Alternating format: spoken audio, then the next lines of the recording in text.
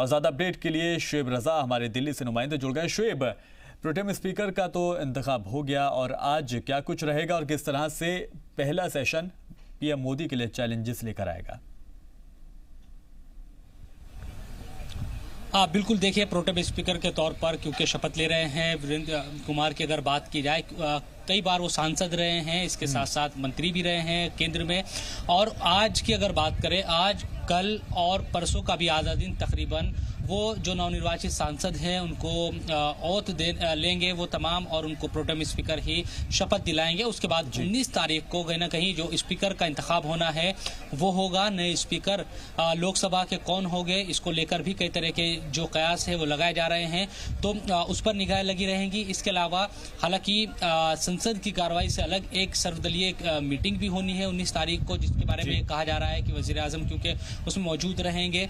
और उस मीटिंग की बात करें तो एक देश एक इलेक्शन को लेकर उसमें चर्चा होगी। जहां तक संसद की पार्लियामेंट की बात है तो वो यही है कि जब स्पीकर का इंतखाब हो जाएगा उसके बाद महामहिम राष्ट्रपति दोनों सदनों को संयुक्त जो सदन होगा उसको संबोधित करेंगे, और उसके बाद सुचारू तौर पर राज्यसभा और लोकसभा की जो कार्रवाई है वो शुरू हो जाएगी एक तरीके से, जो कामकाज है ओथ लेने के बाद। और जो बड़ी चुनौती सरकार के लिए है वो चाहे ट्रिपल तलाक के बिल का मसला हो, नागरिक संशोधन बिल का मसला हो, इन तमाम बिल को लेकर शुएब, एनआरसी और एक देश एक चुनाव का जो मुद्दा सबसे ज्यादा अहम लेने वाला है, लेकिन एक देश एक चुनाव जो है उस पर सरकार कैसे अपनी हिकमत अमली बनाएगी, क्योंकि कांग्रेस हमेशा से उसकी मुखालफत करती रही है। देखिए, वो अभी क्योंकि एक अलग मसला है और वो संसद के बाहर एक सर्वदलीय बैठक बुलाई गई है और तमाम जो नेता हैं उनको बुलाया गया है, वो 19 तारीख को होगा। लेकिन संसद की जहां तक कार्रवाई की बात है उसमें जो खास रहने वाला है, चाहे वो बजट की बात हो 5 जुलाई को, क्योंकि बजट पेश किया जाएगा।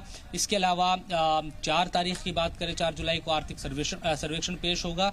और कहीं ना कहीं जो बिल की बात मैं कर रहा हूं कि नागरिकता जो संशोधन बिल है उसकी मुखालफत पूर्वोत्तर में बहुत ज्यादा हुई, उसके बावजूद भी हम ये मानकर चल रहे थे तमाम जो सियासी जानकार है कि शायद वहां लोकसभा चुनाव में बीजेपी को नुकसान होगा, लेकिन इस तरह की चीजें नहीं हुई। तो कहीं ना कहीं बीजेपी ये चाहेगी, चाहे ट्रिपल तलाक का मसला हो या फिर जो नागरिक संशोधन बिल की जो बात है, वो इस तरह के जो बिल अटके हुए हैं कम से कम वो आप पास कराए, और एक तरीके से जो शुरुआत है वो इस सत्र की वो बेहतर ढंग से कराई जा सके। इसके अलावा इस सत्र में 2014 का जो मुद्दते कार रहा और 2019 का जो मुद्दते कार रहा, जाहिर सी बात है सीटों में उलटफेर भी हुआ है, बढ़ोतरी भी हुई है। कितना आसान होगा ट्रिपल तलाक जैसे बिल को कानून में तब्दील करना?